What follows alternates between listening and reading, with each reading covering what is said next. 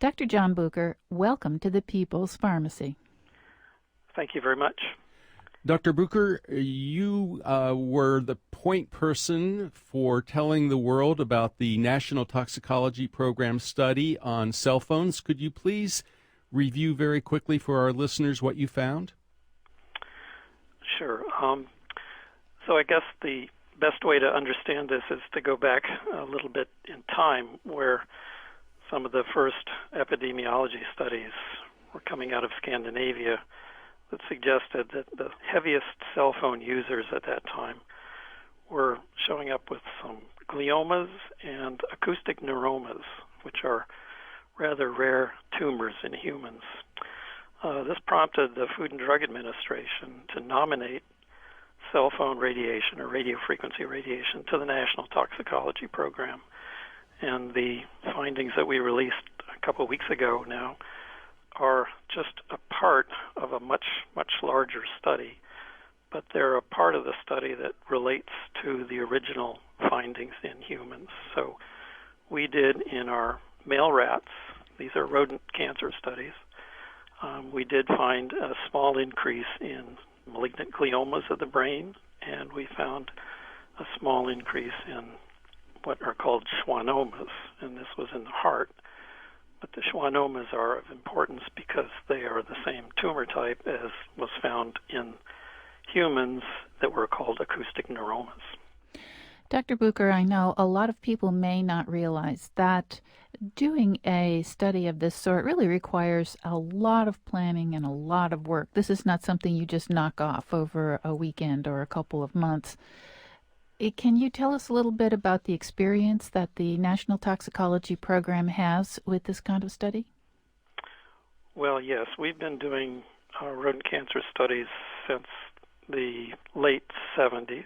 So there have been almost 600 of these studies done. Most of the studies that we do are on chemicals or drugs, environmental chemicals, botanicals, a variety of other substances. So the radiofrequency radiation studies were somewhat of a departure for us and required that we work with experts in the National Institute of Standards and Technology and also with an outfit in Zurich, Switzerland, the ITIS Foundation, which is really the world's experts in designing and building radiofrequency exposure scenarios. Now, Dr. Bucher, as a pharmacologist, I love what we call dose-response curves, and as a toxicologist, I'm sure you're quite familiar with what I'm talking about. That is to say, a little bit produces a small effect, a bigger effect. A little aspirin might cause a little indigestion. A lot of aspirin might cause a bleeding ulcer. Did you do dose-response studies with regard to the cell phone radiation, and what did you find? We did dose-response studies.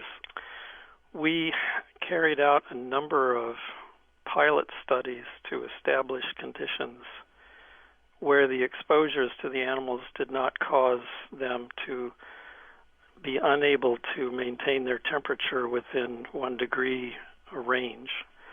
As you know, radiofrequency radiation has a heating effect. So we were careful to keep the exposures within that level. And this is actually the range that is currently used in setting the standards for radiofrequency radiation from cell phones. So we were within a range that is relevant to the human situation when the cell phones are at the highest power. We did 3 levels of exposures for the male rats, 1.5, 3, and 6 watts per kilogram. It's the level of called a specific absorption rate. And we found increases in the tumors in the hearts of these animals that followed a dose response. The tumors in the brain were of a lower magnitude, and we did not see as clear a signal of dose response. I guess what most people want to know, Dr. Bucher, is does this have any relevance to me or my family, especially perhaps my children? And I guess it's a little preliminary to discern whether this is a fear, but because the epidemiology has shown some increase in gliomas in other countries, and you found gliomas in your rat study. What are we to make? Is there relevance for humans based on this new study? Well, we think there's relevance for humans. Exactly what that is has not yet been determined.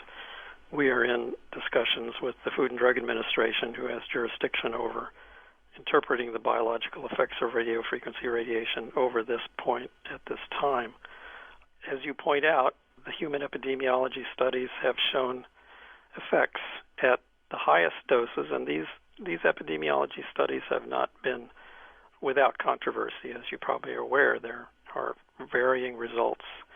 Not all studies have shown these results, and it's been difficult to sort out exactly whether these might have biases that would have made them totally unreliable. But the fact that we saw these effects in our rodent studies does lend some biological credence to the original studies. So we need to go back and try to understand the conditions under which these tumors were found in humans. And we need to do the best we can at trying to understand how the rodent study exposure scenarios, which were to the whole body, not just to the head or in the area around the ear, how these relate to the current guidelines and the current ways that phones are now designed, and where the antennas are placing the highest levels of radio frequency when people use their cell phones. A lot of questions that yet need to be answered. Dr. Booker, it's pretty clear that people are not going to stop using cell phones, despite the study or any conclusions that might be drawn from it. But are there things that people could do to reduce their exposure somewhat?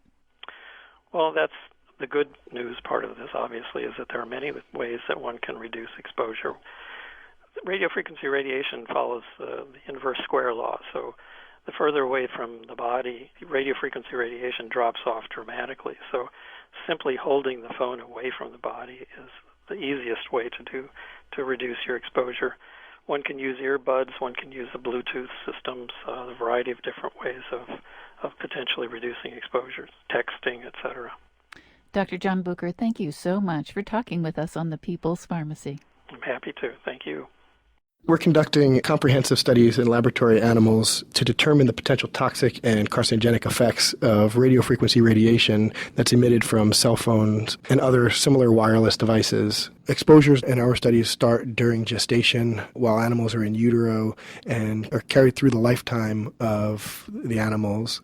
This study is the largest study that the NTP has ever conducted, and it's the largest study of this kind on cell phone radiofrequency radiation that's been done to date.